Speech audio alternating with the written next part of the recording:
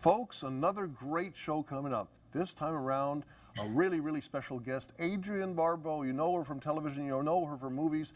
Adrienne, great to have you here on the show. Thank you very much, John. Well, let's just get started now. How did you get into the business of acting, showbiz? Oh, I started doing plays in high school, and then I ended up, I was working in a beauty salon, and one of the board of directors from the San Jose Civic Light Opera, I was from the Northern California area.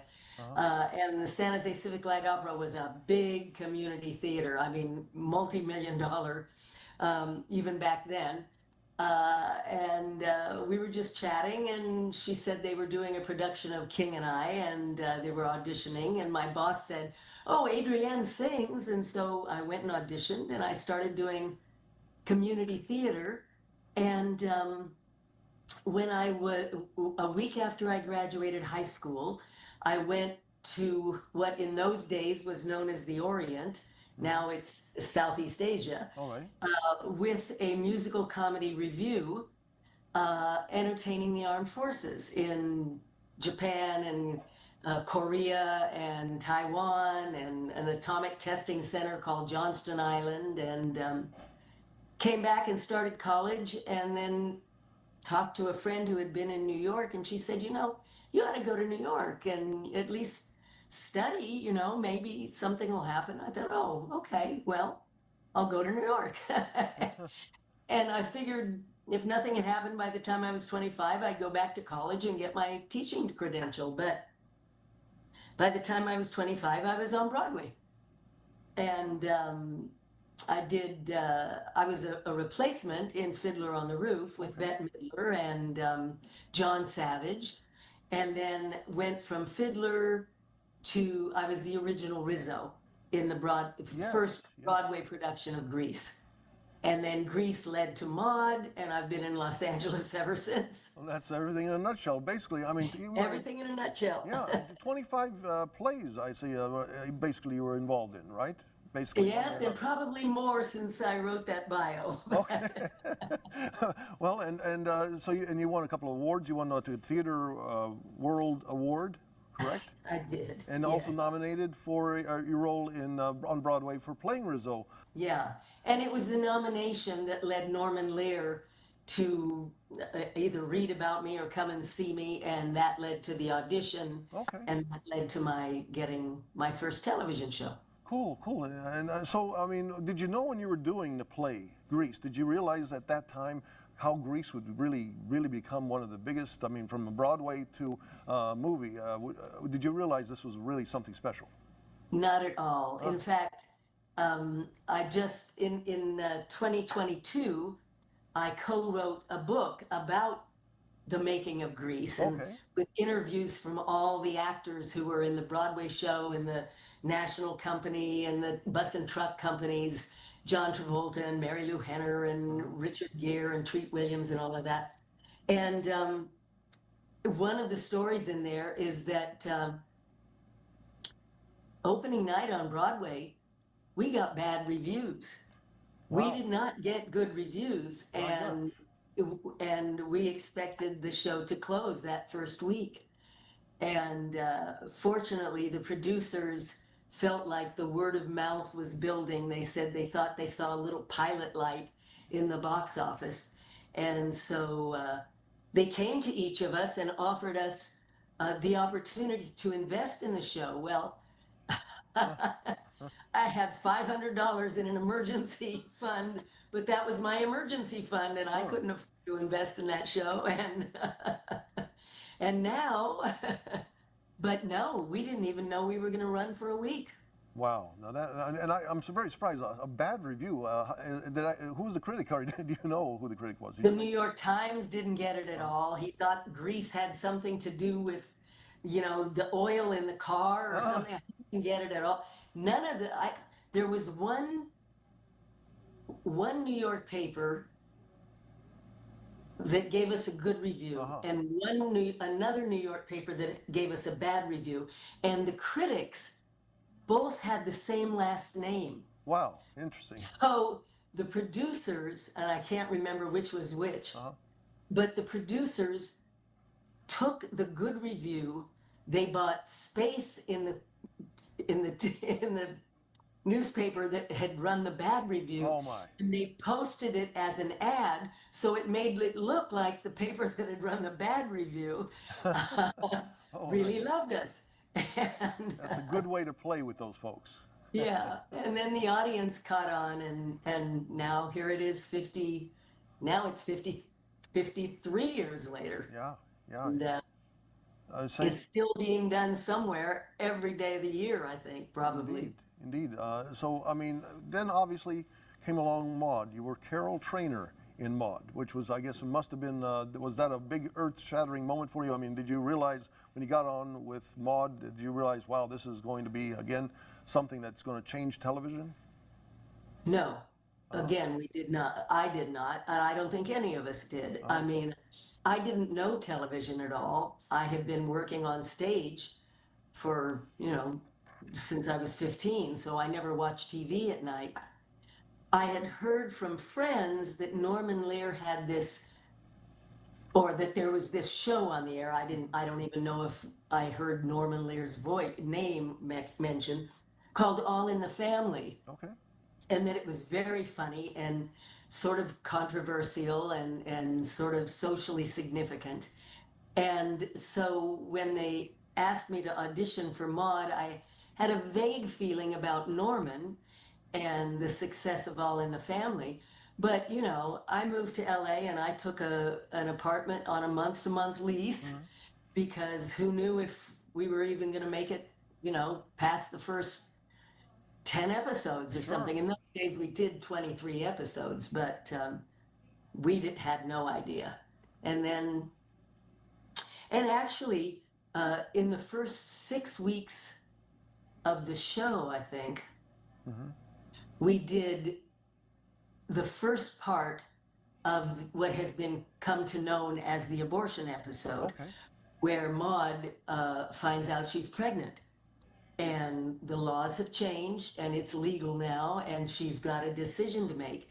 And after we filmed the first one, they came to us and said, we have to see if the show is a success, then we'll film the second half. If it's not a success, this isn't going to end up on the air at all. I understand. But it's a huge success, and we went on for 6 years. Well, speaking of Maude, B. Arthur, I hear that you and B. Arthur had a long relationship all the way until she passed. You guys were pretty good friends, correct? Oh, yes. I loved her dearly. Yeah. I think the last time I saw her, they had released Maude as a collectible, DVDs, a package of DVDs. And we went to New York together and we did the morning talk shows and everything. Before that, she drove her big SUV up my winding hill to see my babies. Okay. And swore she'd never come to visit me again because she wasn't going to drive that way. So I went to her house. I guess SUV and winding roads do not work well. She didn't like it. Okay, then there's Bill Macy. Any stories or any remembrances of Bill Macy? All of us were very, very close. Okay. I was especially close with Conrad Bain. Okay. And right until maybe months before he passed, I was visiting him. He moved up to Northern California with his wife, and then she passed, and I used to go up and visit Connie up there. And Bill, I used to run into him at the grocery store. Or at the golf course. Not that I was golfing, but I do remember, I don't know, I was walking my dog and there was Bill and everyone. It was like going to work and hanging out with my family every day. Rue McClanahan also played the wife to Conrad Bain on the show. Conrad Bain, yeah. Yes. Yes. Did you ever, by any chance, cross paths with B and Rue on Golden Girls by any chance? I never did. Golden Girls. And of course today people will see, because sometimes when I do these autograph signings, Hmm. I have a picture of B and myself, and younger people look at it, oh, Golden Girls, you were on Golden Girls. No, no, no, this was before Golden Girls. Maude was before Golden Girls. But no, I never did. And with the show, I mean, Maude again being so earth-shattering. I mean, for several years, I mean, going and checking out the limits of television. What did you find maybe as one of your best episodes that you said, "Wow, this is something. I'm sitting here. It's really, really cool to be here talking about this subject or whatever subject did you cross?" I was always most proud and most happy to be doing the shows that had some social significance, the abortion shows. Hmm. We did a show on homosexuality. We Hmm. did a show on we did a two-parter on manic depression, which uh, several years later helped me help a friend identify what he was going through, because I had seen close up what the symptoms of manic depression were. In those days, they called it bipolar. Okay. Or no, now they call it bipolar, I guess. In those days, they called it manic depression. But we did a two-parter on that I thought was very beneficial, you know. But we dealt with medical malpractice. I mean, the show is, unfortunately, these days, more important even today in terms of, and the great thing about the show was that, and the same with All in the Family, Hmm. Norman understood that we needed to make people laugh Indeed. before that we hit them over the head with any philosophy, you know. And he always presented a balanced, a balanced both sides of every issue I think that we were dealing with, but mostly we engaged people because it was funny, you know. Yes. I mean, and you bring up today. Do you think a show like All in the Family or like Maude or any other of the shows would it be accepted as well today, or would it be because people are so politically correct today? It would not be accepted as well.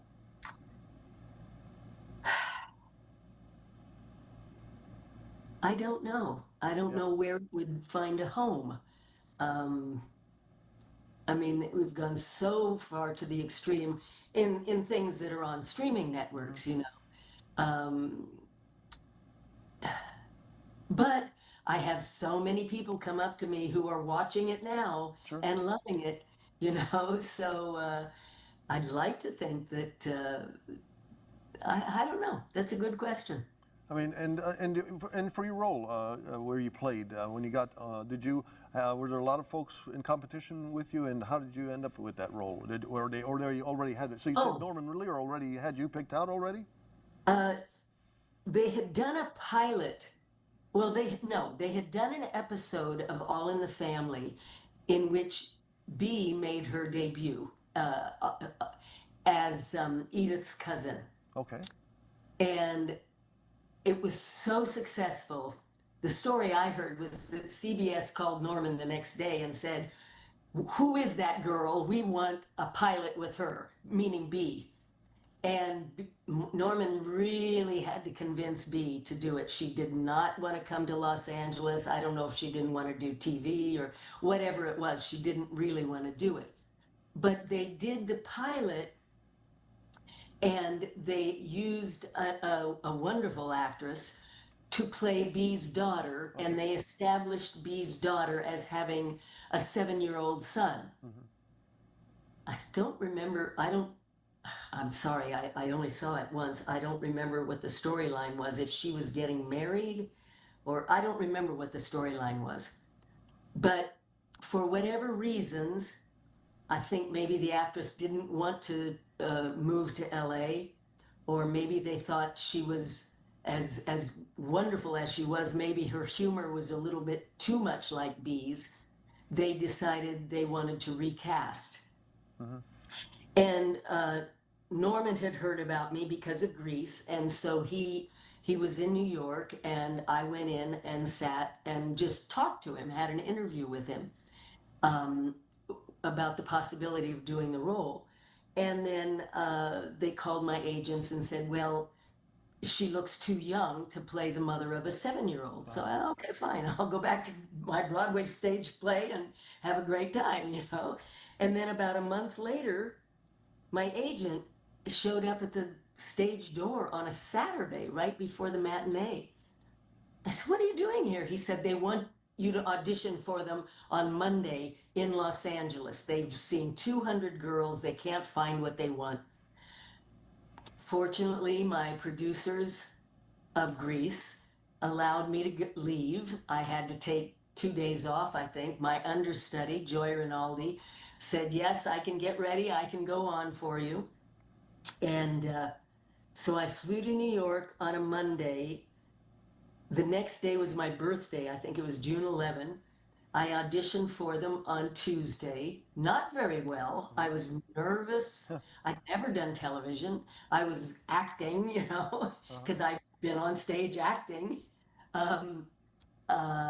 They showed me the pilot. They had me audition again, and they said, okay, thank you. We'll let you know. And they had to let me know by the following Thursday, like 2 days later, so that I could give my 2 weeks notice at Greece. I had my equity contract. And Thursday came and went, and they never called. Oh. And Friday night at, my remembrance is it was 1 a.m. Maybe it was 10. Maybe it was 10. Yes, I think it was. Maybe it was 10 o'clock in LA. It was 1 a.m. In New York. And I got the call saying, you start work next Tuesday. Very cool. I mean, that is a very cool story. I mean, and also you worked with, again, Esther Roll, who was there as the maid. Yes, and yes, Esther was our first. Good times. Esther was our first housekeeper. Okay. Yeah, go ahead. The character name just escaped me. I remember Mrs. Florida Evans. Florida, yes. Yes, and she went on to great success on Good Time. Sure. And there was one character actor that I've always seen him back in the old days, and I said to myself, this guy, even from Twilight Zone and all the other shows, and he was on your show. I forgot his character name, but the gentleman's name was J. Pat O'Malley. He always looked like a really nice guy. Was he? J. Pat, yes, he played Mrs. Naugatuck's boyfriend, or husband, or boyfriend, or something. He was delightful. Yes. He was delightful. Yes. Yes, and Mrs. Naugatuck herself too. I guess I forgot the character actress. Hermione Baddeley. Oh yes. That now really bringing back memories and everything from the show and everything. So again, Maude, a big time again TV show. And then, I mean, you would say you go from big time television.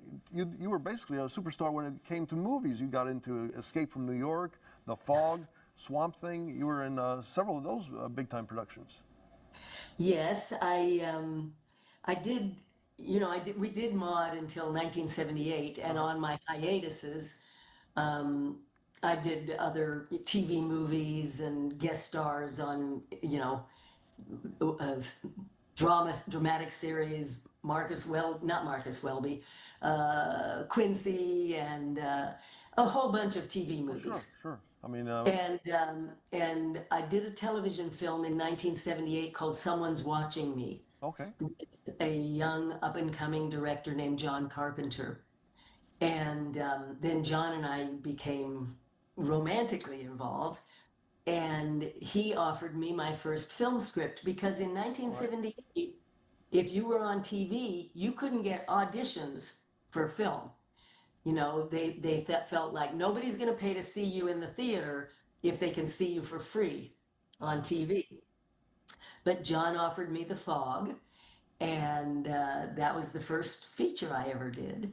And then that led to all the others. Yeah, Escape from New York with Kurt Russell. Escape from New York, Cannonball Run. Oh, sure, Cannonball Run. Swamp Thing, Creep Show. I did a whole mass of them. Not all of them Not all of them great, Well, no, not all of them that need mentioning. but remembered, But remembered. I mean, yeah, a lot of the shows remembered. I mean, even the Pyramid with Dick Clark. I mean, at that time, was it 10,000, 25,000, hundred thousand it dollars? started with Yeah. 10,000, and I think it went to 25, and then it was 100,000, and I was one of their big winners Yes, all the yes. time. A lot of other series just to make appearances, and then you also have done some voice acting too, when it comes to video games and being Catwoman, I guess, with the DC Comics cartoons. Yes, the animated series. So Yeah. cool, cool. I mean, so now you've gone through all this in your life and everything. Taking you back to when you just before you got into Broadway, what would you tell yourself right now? Go back in time. What would you tell yourself about this wonderful life that you've had? You mean at that time? Yeah, What would I if you tell went back in myself? time, if you went back in time, right before you started doing Broadway and all that, what would you tell yourself as a message from the future?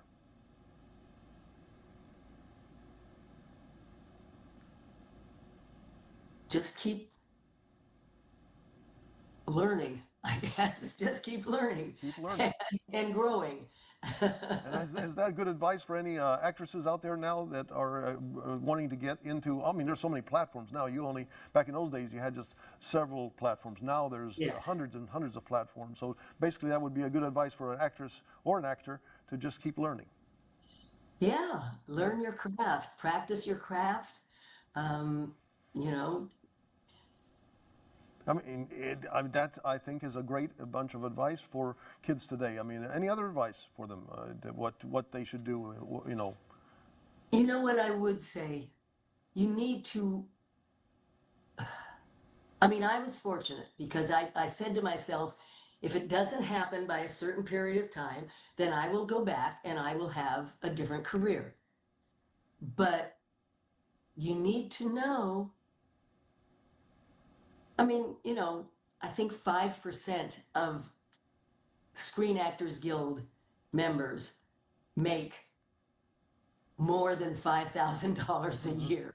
You need to know that there's going to be periods where you never know if you're going to work again. So you need to be prepared for that. If you can live with that, um, that's what it's like. That's what it's like. You might get one job and then it might be 6 months or 9 months, and it's not easy. Well, indeed. This business, yes, show business is not easy on folks. And what is your future holding up? Well, not holding up. What does your future have for you now? I just finished starring in a film. We just wrapped we shot it in Kentucky in May, Okay. and the director has just wrapped the movie. I All mean, right. they just, Cool. picture locked the movie, and I'm very excited about it. I think it's gonna be, I think it's gonna be good. And that's a film called Oddities, which is by the same director that I worked for a couple of years ago, Tyler Savage. Okay. Tyler and I made a short film together, also called Oddities, but this one is far afield from the first one. It's sort of a Thelma and Louise meets The Quiet Place, or Okay. so. Cool. I'm excited about that one, and just have you talk about voiceover work. I do a lot of voiceover work. I do a lot of cartoons and Very things. cool. You'll never know. I mean, you never know, who it is. And the video games, your audience will probably never know that I'm the voice of the overseer in Fallout 76. Well, I mean, you've Which got. is a big game. I mean, all those video gamers out there right now, and indeed, I did see what is it, Evil Red Redemption or something like that. Also, some of the other voices that you do for other video games, correct? Oh, I did Halo 4 There and you God go. of War and God of War 3, and I've done it. The recent ones, I don't even know their names because when we sign a contract, they don't release the actual name of the video game because they want to keep it quiet, you know, until they release it. So I think I did one, The Watchmen.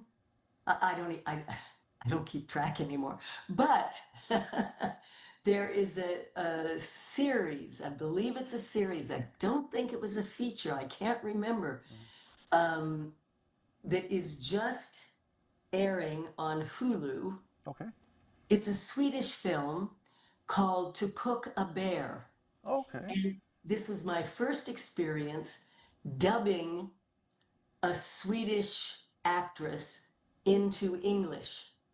So I'm, she's acting and she's speaking, but you're hearing my voice speaking Yes. English if you're watching the English production. And it was great fun, and it was quite unique. I'm looking forward to seeing it. And another film where I just did a cameo, but I executive produced it, is right now on Apple Plus and Amazon Prime, called The Demon Detective. And I think it's quite good. It's not a slasher, it's an exorcism film, and they've done a really good job with this film. So what else is going on? I am in the process. I've just finished adapting a Nevada Bar novel called What Rose Forgot, about elder care abuse. It's a thriller. It's a dark comedy thriller. And my writing partner and I, who was the producer of the last film I did on Tubi last summer, just adapted this, and we're trying to find the money for it, or else find the streaming service that wants to put it on the air. Well, you're staying very, very busy. And being that this is Tupelo, Mississippi, I ask a lot of the folks I interview, did you ever cross paths with Elvis Presley?